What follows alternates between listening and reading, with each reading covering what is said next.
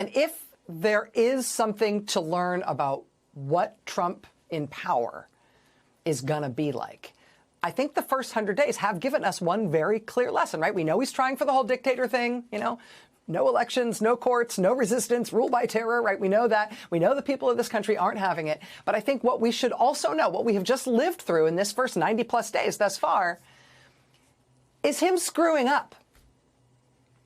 It's him absolutely blowing it. I mean, it is one thing to understand the gravity of his intentions, but I think it is equally important to recognize that he's really bad at everything he tries to do. I don't know if he's bad at good stuff he tries to do, because he's not trying to do much that seems good. But the bad stuff he's trying to do, he's been real bad at that. I mean, it hasn't been funny exactly. It's too disgusting for that, but it has been the proverbial comedy of errors. Let me show you what I mean. You remember the first big surprise destroy the government thing that he did right after the inauguration? He sent out a White House memo ordering the freezing of all federal funding, all federal grants. And then less than 48 hours, oops, had to take that back.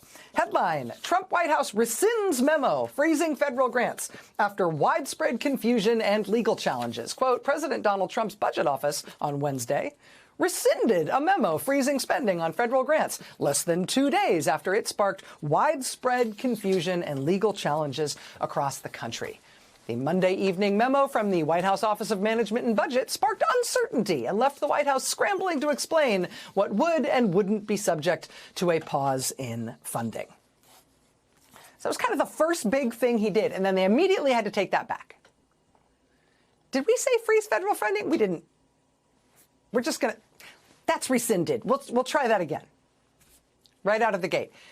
And then right on the heels of that, you remember this one? When they accidentally put somebody in charge of the FBI who they didn't mean to? Quote, White House officials goofed on the White House website. You don't see the word goofed in the Wall Street Journal all that often. White House officials goofed on the White House website and listed the wrong man in charge of the FBI, people familiar with the matter said. Instead of correcting the error, White House officials let it stand, and the two men traded temporary titles at the FBI.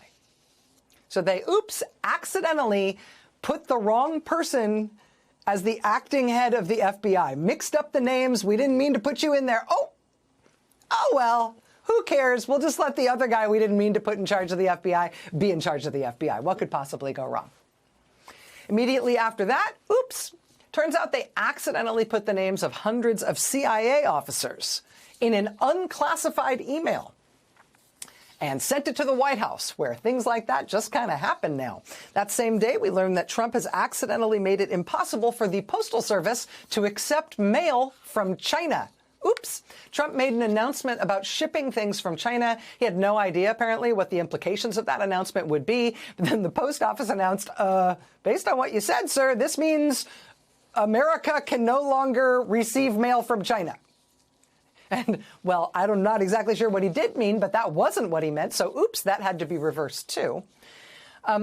By then, the president's top campaign donor was working his bizarre magic in Washington. So we got the accidental firing of the National Nuclear Security Agency, which handles the safe transportation, storage, assembly, and dismantling of our nation's nuclear weapons. We didn't mean to do that. Trump administration fires and then tries to rehire nuclear weapons workers in DOGE reversal. Then this was the very next day. Headline, New York Times. DOGE claimed it saved $8 billion in one contract. It was actually $8 million. So that's cool. They were off by roughly 100,000%. But, don't forget, these are the smart guys, smart kids. Next day, headline, Agriculture Department tries to rehire fired workers tied to bird flu response.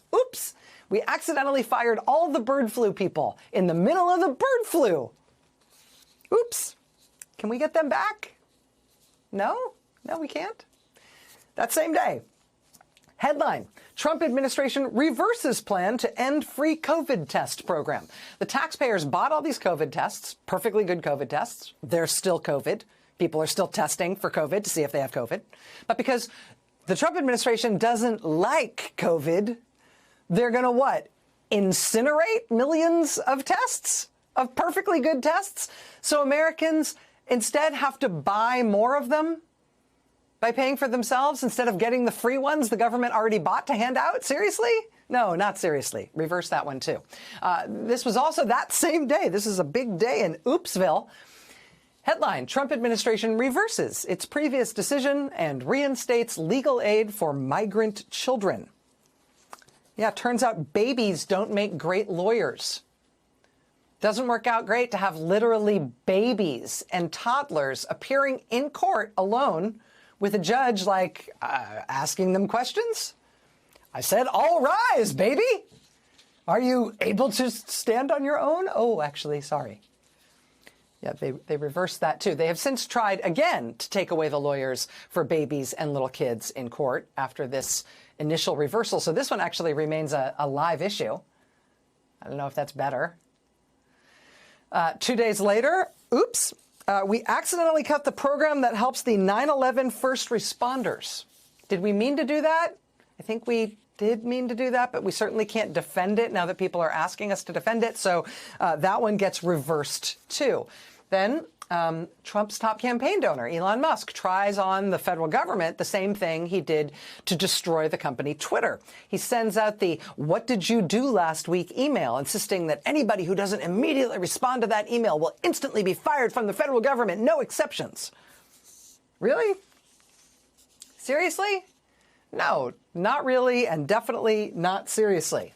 Headline, federal agencies can ignore "What did you do last week?" email, Trump administration says. Then this is the following day. We get news from the VA, where Trump has cut things like, little liberal woke programs like cancer treatment and support for veterans with cancer and burial services for veterans. Trump cut burial services for veterans? Really? Yeah, for a hot minute until people freaked out. And so, yeah, he reversed that, too. I mean, are you kidding me? He was not kidding.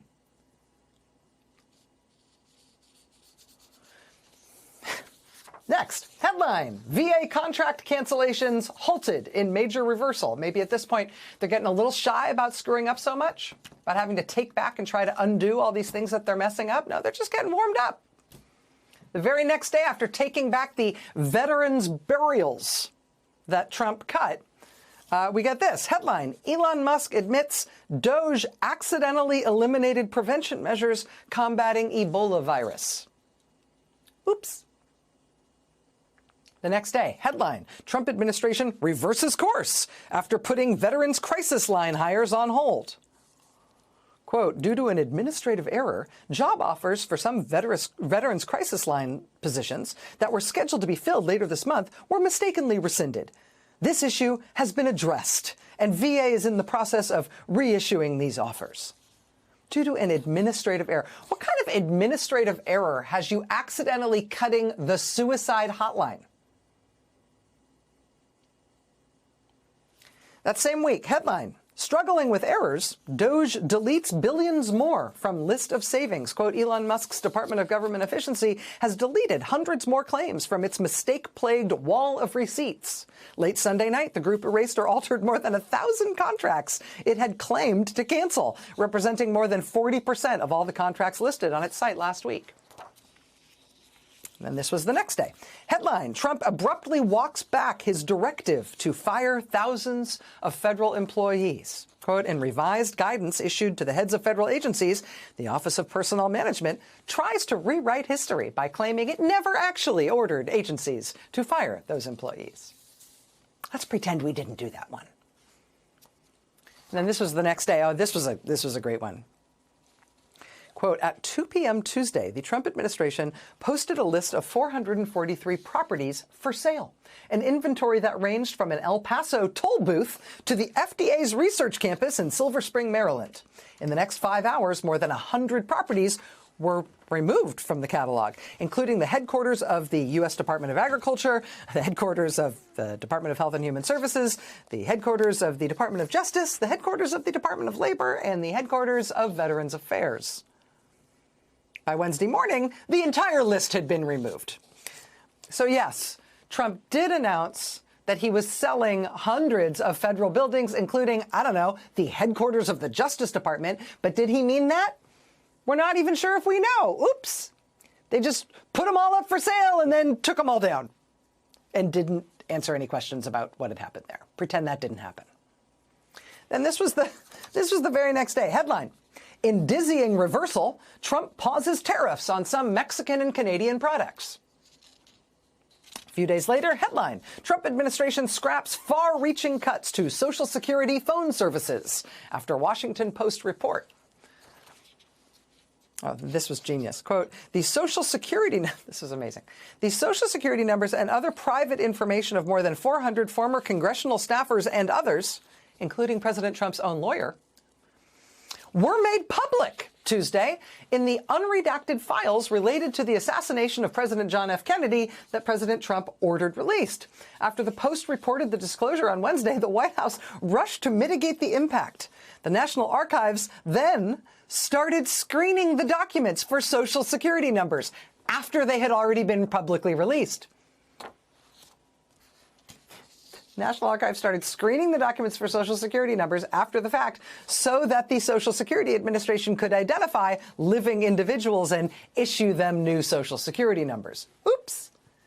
Oops. We accidentally very thoroughly doxed hundreds of people, including the president's own lawyer, publishing like their names, their place of birth, their full birth dates, and their full unredacted Social Security numbers. Hundreds of them.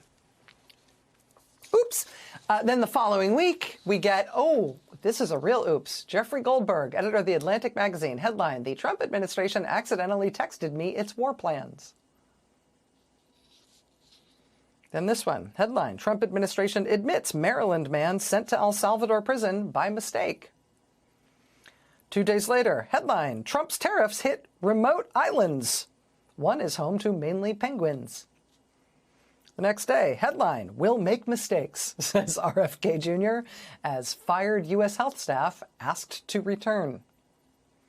3 days later, headline: economists reveal major math blunder in Donald Trump's tariff formula, which inflates the impact by 400% and could spark global trade chaos.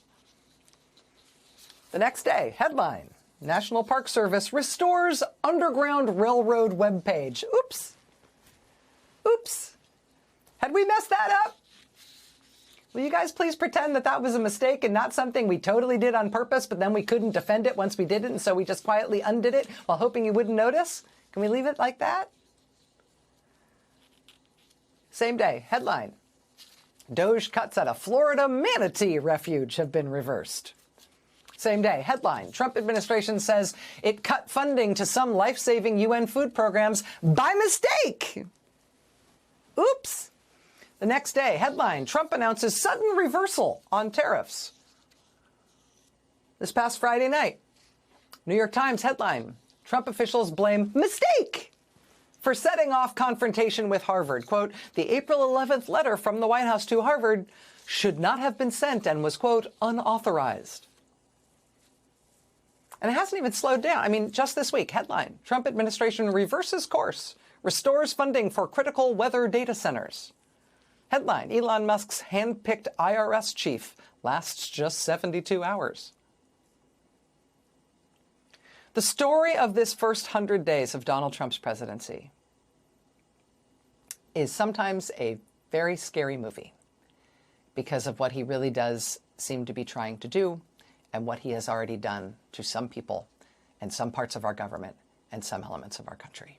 Sometimes it is a very scary movie. It is sometimes also an action movie with people all over the country springing into action and standing up to stop him from doing those things as best they can.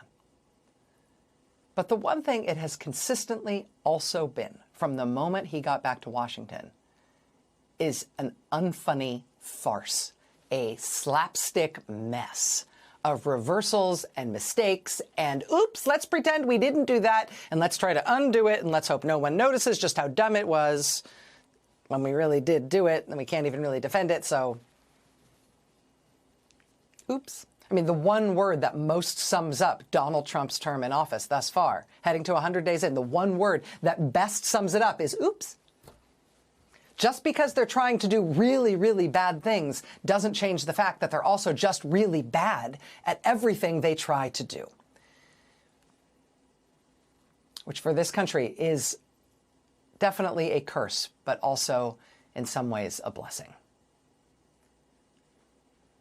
We're heading towards 100 days. There's going to be a lot of look backs at what Trump has done. Whatever you hear, what anybody says, don't let anybody tell you this time around that they are competent.